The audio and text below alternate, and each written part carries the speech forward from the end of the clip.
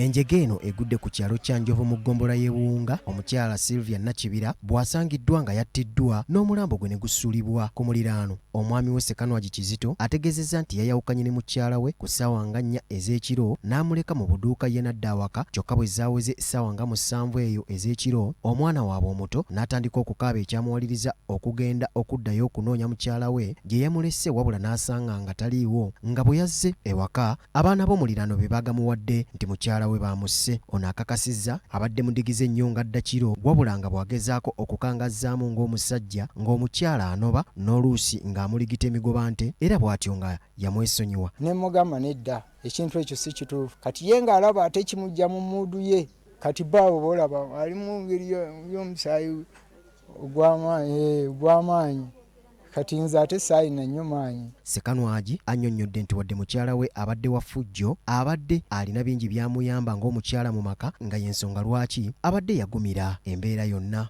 N'akomawo ku lw'abaana, ne mugaba jangu obeerewo okuuma abaana, kati netuuka n'ekimanyiira nenga kati oyo ajja kubeera wankuumira abaana.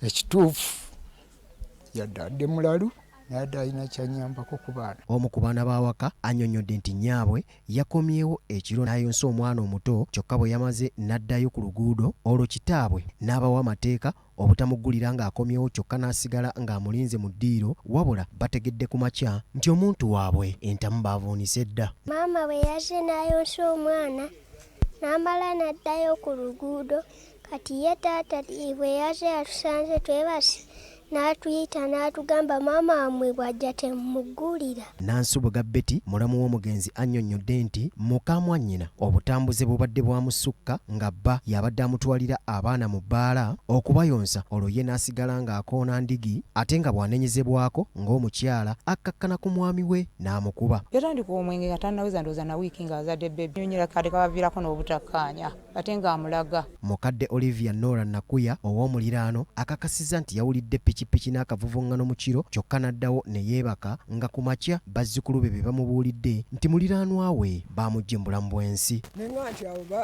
ate twamaze wali omukolo ate abo aboogera baki nenziramu ne neebaka ku 12 omwana n'addemu n'aŋŋamba nti bagaye nti mama paasi afudde. Ssentebe w'ekyalo kino Yowaana Maria Musoke agamba nti ekyalo kye kiri mu kutya olw'ebikolwa by'ettemu ebyeyongedde okukyaka, kyokka n'asaba abakyala okudda awaka nga bukyali, wabula abatuuze obuzibu babutadde ku butabanguko mu maka obususse kw'ossa abakyala abatawa baami baabwe ekitiibwa. Kubiriza abakyala okugezaako okulaba nti nno batwala obuvunaanyizibwa obw'okukuuma obudde, naddala abakyala bafumbo. Kitegeeza nti owaka owaddewo obutakkaanya nga buli muntu omukyala aliwo nga kyetwala. Atwala ebyokwerinda mu ggombolola eno ey'e Buwunga Muyite Gisso, Mawanda Edward Charles ategeezezza nti bagenda kudda ku nkola ey'okwekolamu obukiiko obukuuma ebyalo n'okutuuza enkiiko z'ebyokwerinda okuva ku miruka nga bwe gwali, kuba abatamanya ŋŋamba beeyambisa nnyo akakisa k'okuba ng'abantu beesuuliddeyo gwa naggamba ne batandika okubalumba. Teri muntu n'omu agenda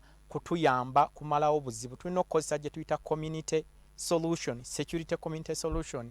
Ba vigilantes bannange muveeyo. Omwogezi wa poliisi mu Greater Masaka Twaha Kasirye gwe tufunidde ku lukomo lw'essimu ategeezezza nti omugenzi yatugiddwa butugibwa era poliisi ebakanye ne gwe yagunjukira. Lipooti eraga nti yatugiddwa butugibwa. Poliisi eri mu kunoonyereza ku baani abakoze ekyo, era omulambo gutwaliddwa mu ddwaliro ekkulu e Masaka gweyongere okugukebera. Mu ngeri y'emu poliisi ekakasizza nga bweriko abantu beegombyemu obwala bagiyambeko mu kunoonyereza kwayo ku ttemu eryakoleddwa e Masaka abantu 5 ab'omu nju emu bamale battibwe ennaku ntono emabega. Ebitundu by'e Masaka gye bivuddeko byabuutikirwa ebikolwa by'ettemu era abantu abawerako ne balusuulamu akaba, wabula ku mulundi guno biringa ebikomyewo nga mu bbanga lya ssabbiiti emu abantu 6 battiddwa mu bukambwe ng'ennaku zibadde entono nnyo ez'akayita n'omukyalo ono attibwe mu ntiisa. Mark Jackson Kasule ne Betty Namawanda, BBS Telefina, Gambuuze.